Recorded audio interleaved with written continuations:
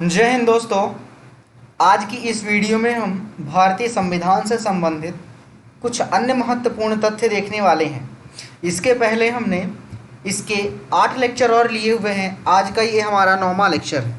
उन 8 लेक्चरों में हमने सबसे पहले लेक्चर में इसकी परिभाषा और इसकी मांग के बारे में बताया, फिर बैठक और समिति के बारे में, फिर ये भारतीय संविधान हमारा प्रस्ताव, इसका जो प्रभाव में आना, इसके बारे में हमने तीसरे लेक्चर में डिस्कस किया था। और उसके बाद में हमने चौथे लेक्चर में इसकी कुल 12 अनुसूचियां जो हैं उनको बहुत अच्छे तरीके से डिस्कस किया हुआ है। फिर 22 भाग को डिस्कस किया। उसके बाद में स्रोत, और अपने 7वें लेक्चर में हमने इसकी प्रस्तावना को बहुत अच्छे तरीके से डिस्कस किया।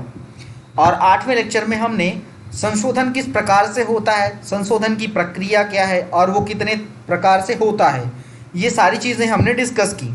और आज हम संशोधन का सेकेंड वीडियो बना रहे हैं, ठीक है। और आज का ये हमारा 9वां लेक्चर है।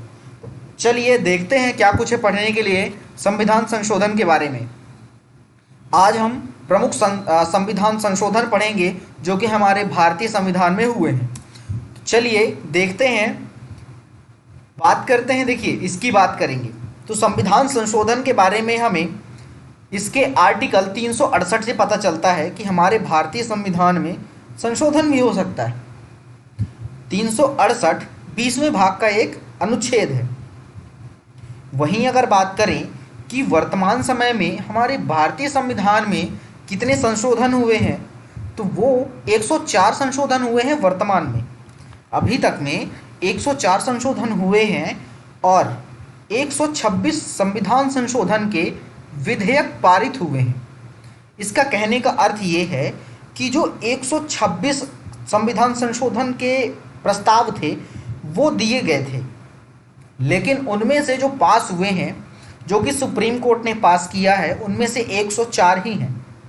जैसे कि मैंने अपने पिछले वाले लेक्चर में बहुत अच्छे तरीके से बताया हुआ है कि संविधान जो है, जो संविधान संशोधन है, वो किस प्रकार से बनता है, किस प्रकार से वो संशोधन होता है।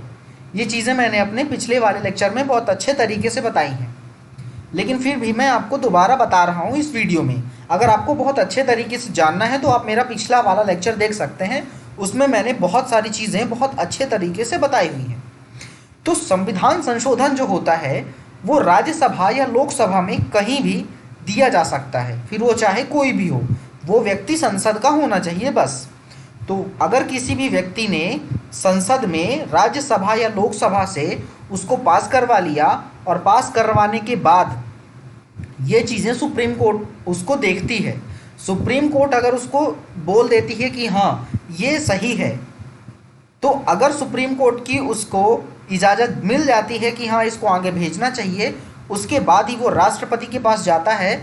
और राष्ट्रपति आर्टिकल 24, माफ़ करना, भारतीय संविधान संशोधन अधिनियम 24 के तहत ये बाध्य है कि वो उसके पास जो बिल बन के आया है उसमें वो सिग्नेचर करे ही, उसको पारित करेगा ही। तो इसी तरह से जो प्रस्ताव रखे गए थे वो 126 रखे जा चुके हैं, लेकिन उनमें से जो संविधान संशोधन पास हुए हैं, जो बिल पास हुए हैं, वो 104 हैं। मुझे लगता है ये चीज़ें आपको समझ में आ गई होंगी। अब आगे चलते हैं और देखते हैं कुछ प्रमुख संशोधन। तो पहला संशोधन हुआ था 1991 में। अब पहला संशोधन है तो इसके बारे में कुछ अन्य चीज़ें और देखते हैं, क्योंकि ये पहला संशोधन है तो पहला संशोधन से बहुत सारी चीज़ें पूछी जा सकती हैं, ठीक है। तो पहला संशोधन किया गया था जवाहरलाल नेहरू ने, माफ़ करना, जवाहरलाल नेहरू के द्वारा ये प्रस्ताव पेश किया गया था 10 मई 1951 को। 10 मई 1951 को जवाहरलाल नेहरू द्वारा, जो कि उस समय के प्रधानमंत्री थे, उनके द्वारा एक प्रस्ताव जो था वो दिया गया। किसके लिए? संविधान संशोधन के लिए। तो इस प्रस्ताव को 18 जून 1951 को संसद से पास कर दिया गया था। मुझे लगता है ये चीज़ें आपको समझ में आ रही होंगी, है ना। मैं फिर से रिपीट कर रहा हूँ कि जो पहला भारतीय संविधान संशोधन था वो 1951 को था और वो 10 मई 1951 को पंडित जवाहरलाल नेहरू द्वारा प्रस्तावित किया गया था और उसको 18 जून 1951 को संसद के द्वारा पास कर दिया गया था। मुझे लगता है ये सारी चीज़ें आपको समझ में आ गई होंगी, है ना। अब इसके कुछ अन्य चीज़ें देखते हैं कि इस संविधान संशोधन के तहत हमारे भारतीय संविधान में कौन कौन सी चीज़ जोड़ी गई थी, जिसमें से अनुच्छेद 23 में 2 उपखंड जोड़े गए थे, जिसमें से पहला था 31 का और 31 ख, 31A और 31B। इन दोनों उपबंधों को जोड़ा गया था। किसके संशोधन के बाद? पहला संशोधन जो कि 1951 में हुआ था, जवाहरलाल नेहरू के द्वारा इसको प्रस्तावित किया गया था और 18 जून 1951 को संसद द्वारा पास कर दिया गया था। ठीक है। अब इसी संशोधन के तहत किसी भी व्यक्ति को भाषण देना, अभिव्यक्ति मतलब वो कहीं भी अपना भाषण दे सकता है और अभिव्यक्ति दे सकता है, इस चीज़ की आज़ादी दी गई थी। फिर वो चाहे कोई भी व्यक्ति हो, आम आदमी हो या फिर कोई स्पेशल हो, उसको भाषण देने की अभिव्यक्ति दे दी गई थी। ठीक है। उसके बाद में इसमें एक तीसरी चीज़ और जोड़ी गई थी, जो कि थी भूमि सुधार और न्यायिक समीक्षा से जुड़े कुछ अन्य तथ्यों को 9वीं अनुसूची में स्थान दिया गया था। तो हमने अभी तक क्या पढ़ा कि 1951 का जो अधिनियम था, जो कि पंडित जवाहरलाल नेहरू द्वारा 10 मई 1951 को प्रस्तावित था और वो 18 जून 1951 को संसद के द्वारा पास कर दिया गया था। इस संविधान संशोधन के तहत हमारे अनुच्छेद 31 में 31A और 31B को जोड़ा गया और इसी के साथ में सभी व्यक्ति को अपनी अभिव्यक्ति करने की और भाषण देने की आज़ादी मिल गई और भूमि सुधार तथा न्यायिक समीक्षा से जुड़े कुछ कानूनों को 9वीं अनुसूची में स्थान दिया गया था। ये चीज़ आपको समझ में आ गई। उसके बाद अब हम देखते हैं अगला संशोधन, और अगला मुख्य संशोधन है चौथा संशोधन। जो चौथा संशोधन है वो 1955 को हुआ था और इस संशोधन के तहत 9वीं अनुसूची में कुछ और कानूनों को जोड़ दिया गया, जिसमें से एक ये था कि राज्य को किसी भी व्यापार का राष्ट्रीयकरण करने का अधिकार दिया गया। चौथे संविधान संशोधन के तहत एक चीज़ इम्पॉर्टेंट ये है कि राज्य को किसी भी व्यापार का राष्ट्रीयकरण करने का अधिकार मिल गया था। तो अगर आपसे ये कोई पूछे कि राज्य को व्यापार या राष्ट्रीयकरण करने का अधिकार किस संविधान संशोधन के द्वारा मिला, तो चौथे संविधान संशोधन जो कि 1955 में किया गया था, उसके तहत किसी भी राज्य को व्यापार और राष्ट्रीयकरण करने का अधिकार दिया गया था। उसके बाद में 7वां संशोधन हम पढ़ेंगे। 7वां संशोधन जो कि 1956 में हुआ था, इसके तहत कुछ चीज़ें जोड़ी गईं, जैसे कि दूसरे और 7वीं अनुसूची में संशोधन किया गया था। उसके बाद ही उसके साथ साथ मतलब 7वें संशोधन में ही उच्च न्यायालयों के न्याय क्षेत्र का विस्तार और संघ शासित प्रदेशों तक किया गया था। ठीक है। क्या था कि उच्च न्यायालयों का जो न्याय क्षेत्र था वो पहले एक जगह तक ही हुआ करता था, लेकिन जब ये 7वां संविधान संशोधन 1956 में हुआ तो उच्च न्यायालय का जो न्याय क्षेत्र था वो संघ और केंद्र शासित प्रदेशों तक फैला दिया गया। इस चीज़ को आप याद रखिएगा। ठीक है। उसके बाद में एक चीज़ और जोड़ी गई थी कि 2 या 2 से अधिक राज्यों के लिए एक सामान्य न्याय मतलब एक ही उच्च न्यायालय स्थापित की जा सकती है। ऐसा प्रावधान 7वें संशोधन के तहत था। मान लीजिए कोई ए राज्य है ए और दूसरा राज्य है बी, ये दोनों अगर चाहते हैं कि हम दोनों की जो उच्च न्यायालय है वो कोई एक जगह हो, तो इस चीज़ का प्रावधान 7वें संशोधन द्वारा किया गया था। ठीक है। कि अगर कोई भी 2 राज्य ये चाहते हैं कि हम दोनों की जो उच्च न्यायालय है वो एक जगह हो, तो ये चीज़ हमारे संविधान संशोधन जो कि 7वें संविधान संशोधन से हमें मिली थी और 1956 में ये 7वां संविधान संशोधन किया गया था। ठीक है। उसके बाद में अगला संशोधन है 12वां, 12वां जो इम्पोर्टेंट संशोधन है, इसके तहत गोवा को और दमन द्वीप को भारतीय संघ में शामिल किया गया था। ये बहुत इंपॉर्टेंट है और ये कई बार पूछा गया है। इस चीज़ को आप याद रखिएगा कि 12वें संविधान संशोधन के तहत ही गोवा को और दमन द्वीप को भारतीय संघ में शामिल किया गया था। ठीक है, उसके बाद हमारा अगला संविधान संशोधन है 14वां 14th अमेंडमेंट जो 1962 में हुआ था। इसके तहत पुडुचेरी को भारतीय संघ में शामिल किया था। 12वें में किसको? गोवा और दमन द्वीप को किया था और 14th में पुडुचेरी को भारतीय संघ में शामिल किया था। और इसी के साथ साथ ही विधानमंडल तथा मंत्रिपरिषद की व्यवस्था की गई थी। तो ये जो चीज़ें हैं ये बहुत इंपॉर्टेंट है। जैसे कि एक बार मैं फिर से रिपीट कर रहा हूँ, 12वां संविधान संशोधन जब हुआ था, इस संविधान संशोधन के तहत गोवा और दमन द्वीप को भारतीय संघ में मिला लिया गया था। ठीक है, मतलब इनको राज्य बनाया गया। उसके साथ साथ 14वां जब संविधान संशोधन हुआ 1962 में, इसमें पुडुचेरी को भारतीय संघ में शामिल कर लिया गया और इसी के साथ साथ में विधानमंडल तथा मंत्रिपरिषद की व्यवस्था की गई। मैं क्या बोल रहा हूँ, आपको समझ में आ रहा है? 14th संविधान संशोधन अधिनियम 1962 के तहत पुडुचेरी को भारतीय संघ में मिलाया और साथ ही साथ विधानमंडल और मंत्रिपरिषद की व्यवस्था की गई थी।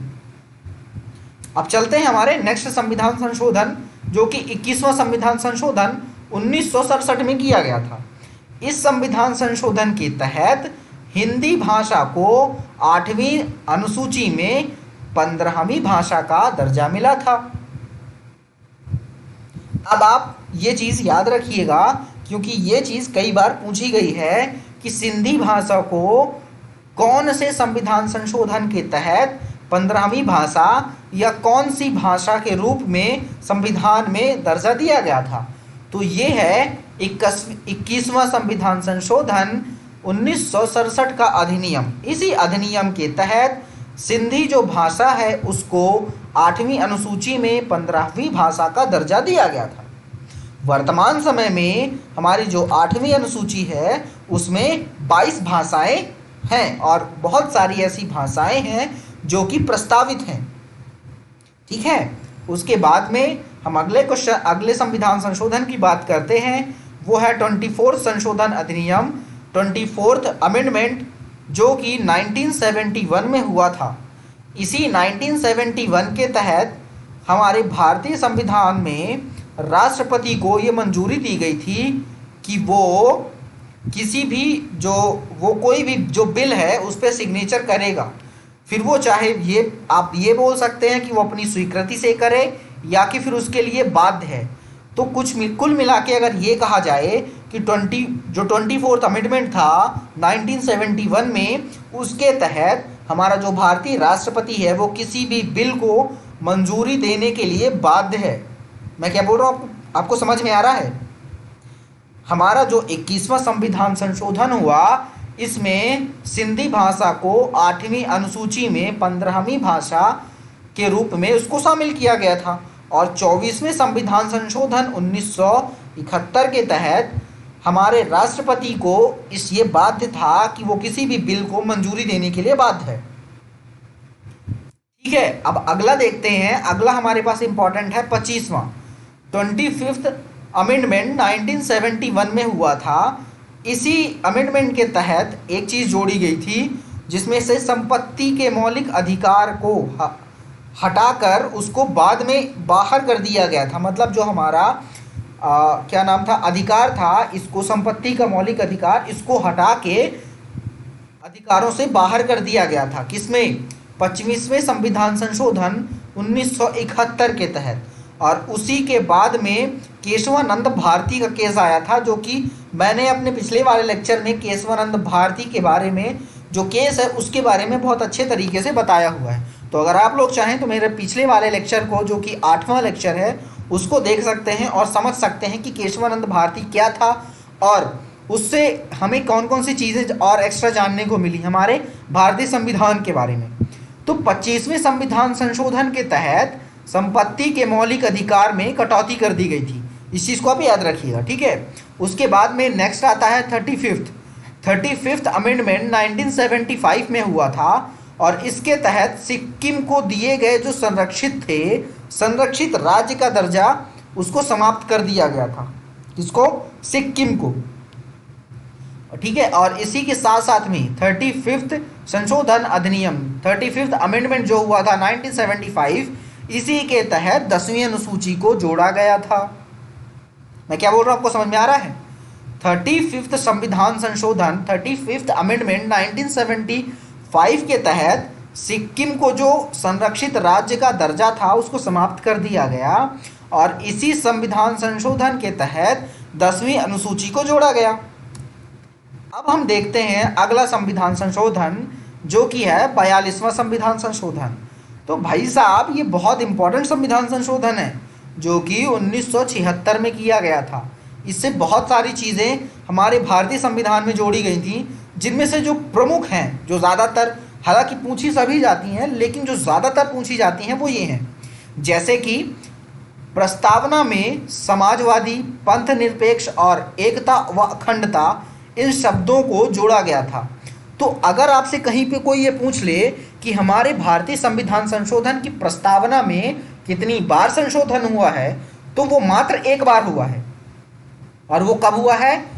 42वें संविधान संशोधन 42 अमेंडमेंट 76 के मतलब अंतर्गत ये चीज़ें मतलब ये प्रस्तावना में संशोधन किया गया था। 42वें संविधान संशोधन 1976 के तहत ही हमारे भारतीय संविधान की प्रस्तावना में पहली बार संशोधन किया गया था और उसमें समाजवादी, पंथ निरपेक्ष, एकता व अखंडता, इन शब्दों को जोड़ा गया था। इसके साथ ही साथ में इसी 42वें संविधान संशोधन के तहत कैबिनेट की सलाह मानने के लिए राष्ट्रपति को बाध्य कर दिया था। आप कंफ्यूज मत होना, राष्ट्रपति यहाँ पे बाध्य 42वें संविधान संशोधन के तहत क्यों हो रहा है कि कैबिनेट की सलाह को मानेगा वो, ठीक है। और 24th जो अमेंडमेंट था उसके तहत वो किसी भी बिल पे सिग्नेचर करने के लिए बाध्य था। मैं क्या बोल रहा हूँ, आपको समझ में आ रहा है? जो 42 अमेंडमेंट हुआ 1976 में, इसमें राष्ट्रपति कैबिनेट की सलाह मानने के लिए बाध्य है। और जो हमने पढ़ा कि वो किसी भी बिल को पास करने के लिए बाध्य है, वो 24th अमेंडमेंट के तहत बाध्य है। किसको? बिल को पास करने के लिए। इस चीज़ से आप कंफ्यूज मत होना, ठीक है। उसके बाद में इसमें एक चीज़ और जोड़ी गई कि भाग 4 में 4 का को जोड़ा गया और इसमें नागरिकों के लिए मौलिक कर्तव्यों को बताया गया। समझ में आया ये बात? 42वें संविधान संशोधन के तहत ही 4 का को जोड़ा गया था और इसके 4 का में मतलब 4A में मौलिक कर्तव्यों के बारे में बताया गया था। उसके बाद में इसमें एक चीज़ और जोड़ी गई कि भारत के किसी भाग में राष्ट्रीय आपात की उद्घोषणा की व्यवस्था की गई।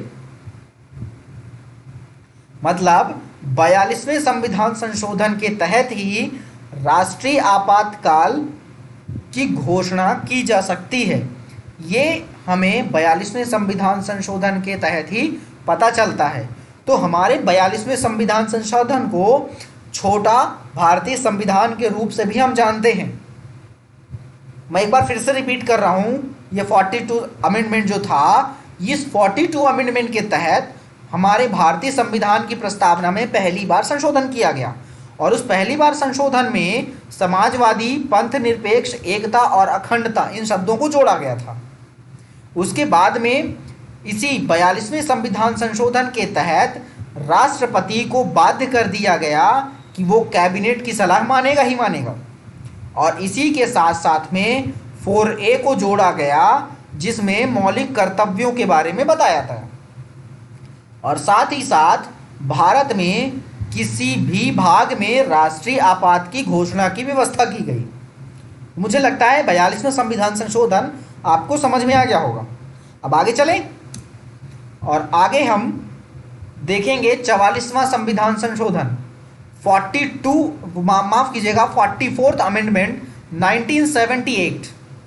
44th अमेंडमेंट 1978 के अंतर्गत जो चीज़ें आई उनमें से पहला ये था कि संसद एवं राज्य विधानमंडल में कोरम की व्यवस्था फिर से शुरू हुई।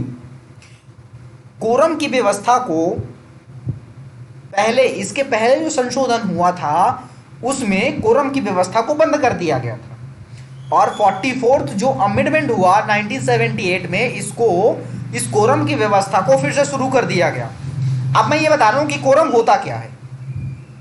कोरम ये है जैसे कि ये हमारा संसद है। कोरम का मतलब ये होता है कि मान लीजिए ये हमारी क्या है, संसद, और इस संसद में कितने लोग बैठे हैं? इस संसद में 600 लोग बैठे हैं। तो इस संसद में जो 600 लोग आते हैं, इन 600 में से इन 600 का 1/10 भाग जो व्यक्ति हैं वो उपस्थित होने चाहिए। इस प्रक्रिया को हम कोरम कहते हैं। मैं क्या कह रहा हूं, आपको समझ में आ रहा है?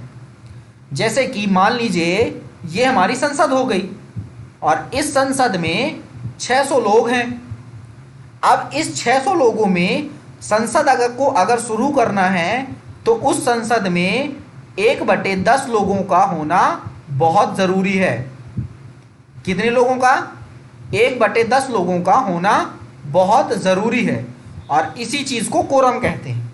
मुझे लगता है ये चीज़ आपको समझ में आ गई होगी। तो इसी 44th अमेंडमेंट के तहत ये जो कोरम की व्यवस्था है उसे संसद और राज्य विधानमंडलों में शुरू कर दिया गया था और साथ ही साथ राष्ट्रपति द्वारा कैबिनेट की लिखित सिफारिशों के आधार पर ही राष्ट्रीय आपात की घोषणा करने की व्यवस्था की गई थी। अभी हमने 42 अमेंडमेंट में क्या देखा कि भारत के किसी भी भाग में राष्ट्रीय आपात की घोषणा की जा सकती है। ये हमने 42 अमेंडमेंट के तहत देखा था जो कि 1976 में हुआ था। और 44th अमेंडमेंट 1978 के अंतर्गत ये बताया गया कि जो राष्ट्रपति है वो कैबिनेट की लिखित सिफारिश के आधार पे ही आपात की घोषणा करेगा। मैं क्या बोल रहा हूं, आपको समझ में आ रहा है? 42 जो अमेंडमेंट हुआ था उसके तहत जो आपातकाल की घोषणा थी उसका प्रावधान आया था और 44th अमेंडमेंट में ये बताया गया कि राष्ट्रपति द्वारा जो राष्ट्रीय आपातकाल की घोषणा होगी वो कैबिनेट की लिखित सिफारिश के आधार पर होगी। ठीक है, मुझे लगता है ये चीज़ें आपको समझ में आ गई होंगी। अब उसके बाद में हम देखते हैं अमेंडमेंट 52 अमेंडमेंट 1985 में हुआ था और इसमें दल बदल और आयाराम और गयाराम के बारे में कुछ रोचक तथ्य बताए थे। जैसे कि कोई भी व्यक्ति जो मतलब एक दल से दूसरे दल में चला जाता है, मतलब कोई भी व्यक्ति यहाँ आ जाता है फिर पता चले किसी और दल में चला गया, फिर पता चले कल वो किसी और पार्टी में चला गया, तो इन चीज़ों के बारे में इसको रोकने के लिए ये 52 अमेंडमेंट किया गया था और इसमें इस चीज़ को बताया गया था कि दल बदल मतलब कोई भी व्यक्ति इतनी जल्दी अपना दल नहीं बदल सकता और इसी चीज़ को आयाराम और गयाराम के नाम से संबोधित करने लगे थे कि कोई भी व्यक्ति पता चले कि आज किसी एक पार्टी में है और कल दूसरी पार्टी में हो गया, फिर पता चले परसों तीसरी पार्टी में हो गया। तो इन चीज़ों को रोकने के लिए 52 अमेंडमेंट जो कि 1985 में हुआ था इसको लाया गया था। उसके बाद में हम अगला संशोधन पढ़ते हैं 71 अमेंडमेंट जो था वो 1992 में हुआ था। इसी संविधान संशोधन के तहत जो कोंकणी भाषा है, मणिपुरी भाषा है, नेपाली भाषा है, इसको 8वीं अनुसूची में शामिल किया गया था और भाषाओं की संख्या अब हो गई थी कितनी? 18। ठीक है, 15वीं जो थी हमने की कौन सी देखी थी? 15वीं हमने देखी थी सिंधी। और उसके बाद में 71 जो अमेंडमेंट था उसके तहत कोंकणी, मणिपुरी और नेपाली भाषा को 8वीं अनुसूची में जो कि भाषाओं की अनुसूची है उसमें हमने उसको भाषाओं का दर्जा दे दिया और ऐसे कुल मिला के भारतीय संविधान की 8वीं अनुसूची में 18 भाषाएं हो गई। उसके बाद में 73 अमेंडमेंट जो है जो कि 1992 में हुआ था, इसके अंतर्गत पंचायती राज संस्थानों को संवैधानिक दर्जा तथा संरक्षण प्रदान किया था। आपको समझ में आया? जो 73वां संविधान संशोधन 1992 में हुआ था, इसी के अंतर्गत पंचायती राज संस्थानों को संवैधानिक दर्जा दिया गया था और इसी के लिए इसमें मतलब इसके 9वें भाग को जोड़ा गया था। पंचायत में मतलब जो पंचायत है वो 9वें भाग में बताई गई है और इसीलिए एक नया भाग 9 को जोड़ा गया था और साथ ही साथ 11वीं अनुसूची को भी 11वीं अनुसूची में जिसमें 29 विषय हैं इसके बारे में बताया गया था। ठीक है, उसके बाद में हम अगला अमेंडमेंट देखते हैं जो कि 1986 अमेंडमेंट 2002 में हुआ था। 2002 में 86 अमेंडमेंट हुआ था। इस अमेंडमेंट के तहत क्या हुआ था कि 21A को जोड़ा गया था और 21A में प्रारंभिक शिक्षा को मौलिक अधिकार बना दिया गया था। मैं क्या बोल रहा हूँ, आपको समझ में आ रहा है? 46वां माफ़ कीजिएगा, जब 86 अमेंडमेंट हुआ था मतलब 86वां संविधान संशोधन जो कि 2002 में हुआ था और इसके अंतर्गत अनुच्छेद 21A को जोड़ा गया था। तो 21A में शिक्षा को मौलिक अधिकार बना दिया गया था। उसके साथ ही साथ इसमें एक नया मौलिक कर्तव्य जोड़ा गया था। ठीक है, उसके बाद हम बात करते हैं 89वां मतलब 89th अमेंडमेंट जो कि 2003 में हुआ था। इसके अंतर्गत अनुसूचित जाति और अनुसूचित जनजाति के बारे में राष्ट्रीय आयोग को 2 भागों में विभाजित किया गया था। मैं क्या बोल रहा हूँ, आपको समझ में आ रहा है? कहने का मतलब ये है कि हमारा जब 89th अमेंडमेंट हुआ 2003 में, तो इसमें जो अनुसूचित जाति है और अनुसूचित जनजाति है इसके लिए 2 राष्ट्रीय आयोग बनाए गए थे, जिसमें से पहला राष्ट्रीय आयोग था राष्ट्रीय अनुसूचित जाति आयोग जो कि अनुच्छेद 388 के अंतर्गत आता है, आर्टिकल 388 के अंतर्गत आता है। और दूसरा आयोग बना था राष्ट्रीय अनुसूचित जनजाति आयोग जो कि 388A के अंतर्गत आया। इसके साथ में ही एक और मतलब आयोग बना है जो ओबीसी के लिए बना है, लेकिन वो हम आगे पढ़ेंगे। ठीक है, उसके बाद में हम पढ़ेंगे 101वां जो संविधान संशोधन हुआ था 2017 में। इस 101वें संविधान संशोधन के तहत जीएसटी को लागू किया गया था। आपको समझ में आ रहा है मैं जो बोल रहा हूँ? 101वें संविधान संशोधन के तहत जीएसटी को लागू किया गया था और 102वां जो संविधान संशोधन था उसमें राष्ट्रीय पिछड़ा वर्ग आयोग को संवैधानिक दर्जा दिया गया था। हमने अभी क्या पढ़ा कि जो 89 जो अमेंडमेंट था जो कि 2003 में हुआ था, इसमें अनुसूचित जाति और अनुसूचित जनजाति के लिए 2 आयोग बनाए गए थे, जिसमें से पहला आयोग था राष्ट्रीय अनुसूचित जाति जो कि आर्टिकल 388 के अंतर्गत आता है और दूसरा आयोग बनाया गया था राष्ट्रीय अनुसूचित जनजाति आयोग जो कि आर्टिकल 388A के अंदर आता है। और अब हम देखेंगे कि 102वां संविधान संशोधन जब हुआ जो कि 2018 में हुआ, इस संशोधन के तहत राष्ट्रीय पिछड़ा वर्ग को एक संवैधानिक दर्जा दिया गया और इसी के साथ साथ 338B को जोड़ा गया। मतलब इस आयोग को राष्ट्रीय पिछड़ा वर्ग आयोग 388B अनुच्छेद के अंतर्गत आता है। मुझे लगता है ये चीज़ें आपको समझ में आ गई होंगी। तो 338 में क्या बताया गया है? हमारी अनुसूचित जाति का आयोग और 338A में अनुसूचित जनजाति आयोग, राष्ट्रीय अनुसूचित जनजाति आयोग। और 338B के बारे में हमें क्या बताया गया है कि जो राष्ट्रीय पिछड़ा वर्ग आयोग है उसके बारे में। ठीक है, अब हम देखते हैं कुछ अन्य चीज़ें, जैसे कि वर्तमान में अभी तक में 226 संविधान संशोधक विधेयक 2 दिसंबर 2019 को संसद में लाया गया था, लेकिन उनमें से 104 संविधान संशोधन ही हुए हैं।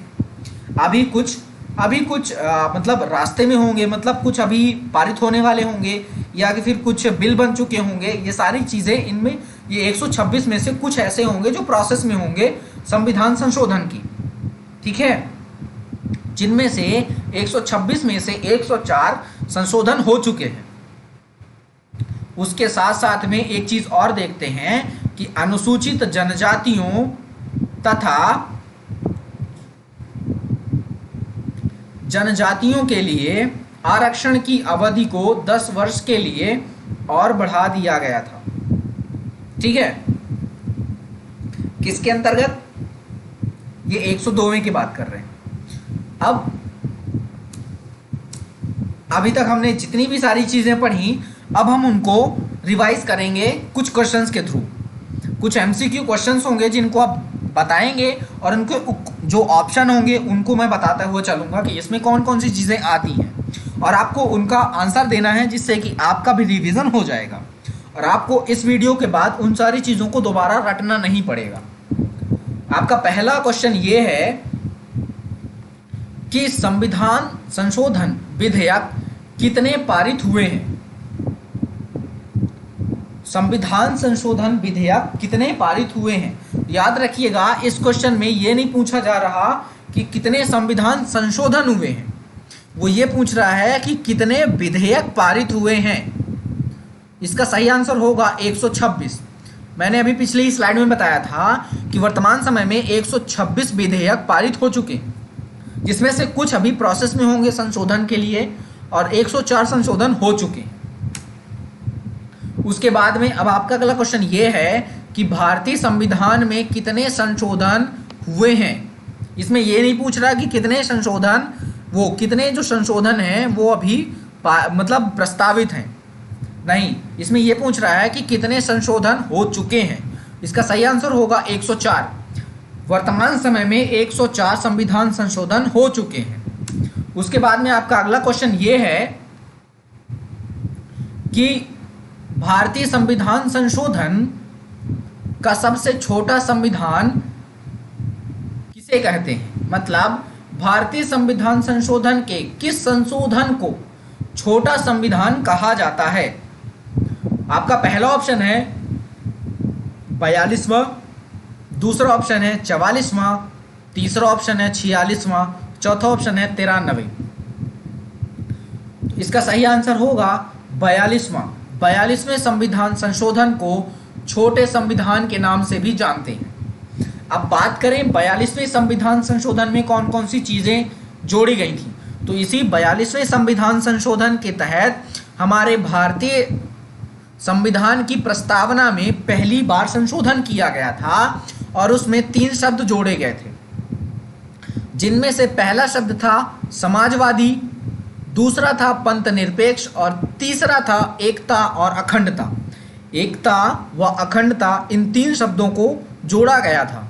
वहीं बात करें 42वें संविधान संशोधन के कुछ अन्य तथ्यों की, तो इसी 42वें संविधान संशोधन के तहत ही इसके जो भाग 4 है, भाग 4 में भाग 4A को जोड़ा गया था, जिसमें मौलिक कर्तव्यों के बारे में बताया गया था, ठीक है। और इसी 42वें संविधान संशोधन के तहत ही जो कोरम की व्यवस्था थी उसको बंद कर दिया गया था और राष्ट्रीय आपात की घोषणा करने के बारे में भी इसी 42वें संविधान संशोधन के बारे में, मतलब 42वें संविधान संशोधन में बताया था।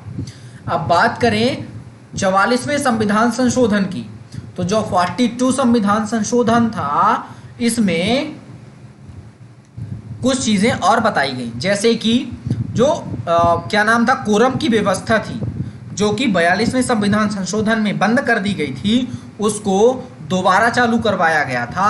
और 44वें संविधान संशोधन के तहत ही ये चीज़ बताई गई थी कि जो राष्ट्रपति राष्ट्रीय आपात घोषणा करेगा, वो कैबिनेट की लिखित सिफारिश के बाद उसको वो घोषणा कर सकता है। मैं क्या बोल रहा हूँ, आपको समझ में आ रहा है? 44वें संविधान संशोधन में ही कोरम की व्यवस्था को दोबारा लाया गया और साथ ही साथ राष्ट्रपति जो राष्ट्रीय आपातकाल की घोषणा करेगा वो कैबिनेट की लिखित सिफारिश के आधार पर करेगा। अब अगला क्वेश्चन देखते हैं और अगला क्वेश्चन आपका ये है कि द्वितीय और सातवीं मतलब दूसरी और सातवीं अनुसूची में संशोधन कब किया गया था, मतलब किस संविधान संशोधन के तहत दूसरी और सातवीं अनुसूची के संशोधन हुए थे। इसका सही आंसर होगा सातवां। संविधान का जो सातवां संशोधन था इसमें दूसरी और सातवीं अनुसूची में संशोधन किया गया था और इसी संशोधन में ये बताया गया था कि 2 या 2 से जो अधिक राज्य होंगे वो दोनों अगर चाहें तो एक जगह अपनी उच्च न्यायालय को बना सकते हैं और साथ ही साथ ये बताया गया था कि उच्च न्यायालय की जो पहले सीमित शक्तियां थीं उन सीमित शक्तियों को और विस्तार कर दिया गया था इसी सातवें संविधान संशोधन 1956 के अंतर्गत। वहीं अगर बात करें 24वें संविधान संशोधन के बारे में जो कि 1971 में हुआ था, तो इस 24वें संविधान संशोधन के तहत हमारे भारतीय राष्ट्रपति किसी भी बिल को पारित करने के लिए या किसी भी बिल पे सिग्नेचर करने के लिए बाध्य थे। ये चीज़ हमने 24वें संविधान संशोधन से देखी थी। उसके बाद में अगर हम बात करें 42वें संविधान संशोधन के बारे में, तो मैंने अभी पिछले ही क्वेश्चन में ये आपको अच्छे तरीके से बताया है कि इस 42वें संविधान संशोधन को हमें छोटा संविधान के नाम से भी जानते हैं और इसी 42वें संविधान संशोधन के तहत ही हमारे भारतीय संविधान की प्रस्तावना में पहली बार संशोधन किया गया था, जिसमें 3 शब्द जोड़े गए थे: समाजवादी, पंथनिरपेक्ष, एकता व अखंडता। उसके साथ ही साथ ये बताया गया था कि कैबिनेट की सलाह लेने के बाद ही राष्ट्रपति किसको जो राष्ट्रीय आपात है उसको माफ़ कीजिएगा, ये वो 44वें संविधान संशोधन में बताया था। 42वें संविधान संशोधन में जो राष्ट्रीय आपातकाल की घोषणा है उसके बारे में बताया गया था कि भारत के किसी भी भाग में राष्ट्रपति आपातकाल घोषणा कर सकता है, जो कि हमने 42वें संविधान संशोधन में देखा था। ठीक है। उसके बाद में अब अगला क्वेश्चन ये है कि सिंधी भाषा को 15वीं भाषा के रूप में किस संशोधन के तहत शामिल किया गया था? तो बताइएगा कि सिंधी भाषा को 15वीं भाषा के रूप में किन संशोधन के तहत जोड़ा गया था? तो इसका सही आंसर होगा 21वां संविधान संशोधन 1967। इस 21वें संविधान संशोधन 1967 के तहत ही सिंधी भाषा को 15वीं भाषा के रूप में हमने शामिल किया था। उसके बाद में अगर देखें 24वें संविधान संशोधन के बारे में, तो इसी संविधान संशोधन के बारे में मैंने अभी बताया कि भारतीय राष्ट्रपति किसी भी बिल पे सिग्नेचर करने के लिए बाध्य होते हैं। उसके बाद में अब हम देखेंगे 52वां संविधान संशोधन। तो 52वें संविधान संशोधन में दल बदल के बारे में बताया गया था कि कोई भी व्यक्ति एक दल से दूसरे दल में जो जाता है बिना किसी कारणों की वजह से, तो उनको उसमें रोक लगाई जा सके। उस रोक को लगाने के लिए 52वां संविधान संशोधन हुआ था, जो कि 1985 में हुआ था। ठीक है। उसके बाद में अब हम देखते हैं अगला क्वेश्चन कि संविधान संशोधन के बारे में किस भाग में बताया गया है। आपका ऑप्शन है भाग 12, दूसरा ऑप्शन है 17वां भाग, तीसरा ऑप्शन है 20वां भाग और चौथा ऑप्शन है भागवां 22। इसका सही आंसर होगा 20वां भाग। तो 20वें भाग में संविधान संशोधन के बारे में बहुत अच्छे तरीके से बताया गया है। ये क्वेश्चन पिछले लेक्चर का है, तो अगर आप चाहें तो इस संविधान संशोधन से रिलेटेड हमारा जो पिछला लेक्चर है उसको बहुत अच्छे तरीके से देख सकते हैं और उसमें बहुत अच्छे तरीके से आपको सारी चीज़ें बताई गई हैं कि किस तरह से संविधान संशोधन होता है, कितने प्रकार से होता है और केशवानंद भारती का केस क्या था। उसके बाद में आज का अगला क्वेश्चन ये है कि किसी संविधान संशोधन के तहत भारतीय राष्ट्रपति किसी भी बिल को पारित करने के लिए बाधित हैं। तो मुझे नहीं लगता कि जो भी व्यक्ति इस वीडियो को शुरू से लेकर अभी तक देख रहा है उसको ये चीज़ याद नहीं हुई होगी। तो इसका सही आंसर होगा 24वें संविधान संशोधन 24वें संविधान संशोधन 1971 के अंतर्गत।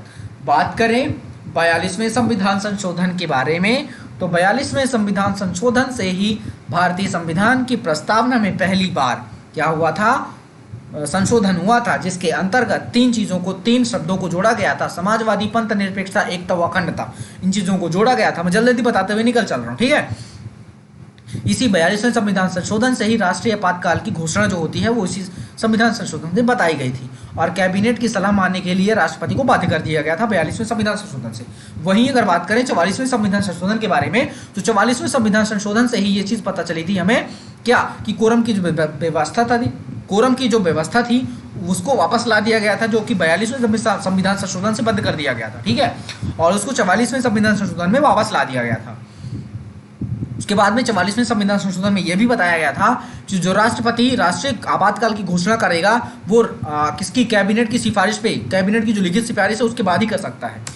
तो उसके बाद आपका अगला क्वेश्चन ये है कि वस्तु एवं सेवा कर जो जीएसटी, जिसे हम शॉर्टकट में जीएसटी कहते हैं, उसको किस संविधान संशोधन के तहत लागू किया गया था। आपका पहला ऑप्शन है 24वें संविधान संशोधन, 42वें, 44वें और 101। तो इसका सही आंसर होगा 101वें संविधान संशोधन के तहत हमने जीएसटी को लागू किया था, ठीक है। उसके बाद में एक चीज़ मैंने आपको बताना भूल गया, ये जब हमने भाषा के बारे में बात की थी तो एक चीज़ और देखते हैं कि हमने सिंधी भाषा को 15वीं भाषा के रूप में हमने भारतीय संविधान में उसको जगह दे दी थी, लेकिन उसके बाद में 71वें संविधान संशोधन जो कि 1992 में हुई थी, 3 भाषाओं को और जोड़ा था, जिनमें से पहली थी कोंकणी, दूसरी थी मणिपुरी, तीसरी थी नेपाली। इन तीनों भाषाओं को जोड़ने के बाद हमारी भारतीय संविधान में 18 भाषाएं हो गई थी, और वर्तमान समय में 22 भाषाएं हैं, और कुछ ऐसी भाषाएं हैं जो प्रस्तावित हैं, जैसे ही वो पास होंगी उनको 8वीं अनुसूची में डाल दिया जाएगा, ठीक है। तो आज के लिए फिलहाल इतना ही, मिलते हैं अपने नेक्स्ट लेक्चर में। तब तक अपना ख्याल रखें, बड़ों का सम्मान करें, छोटों को प्यार दें, और अपना व्यक्तित्व इस प्रकार से विकसित करें ताकि महिलाएं आपके साथ सुरक्षित महसूस करें। Thank you so much.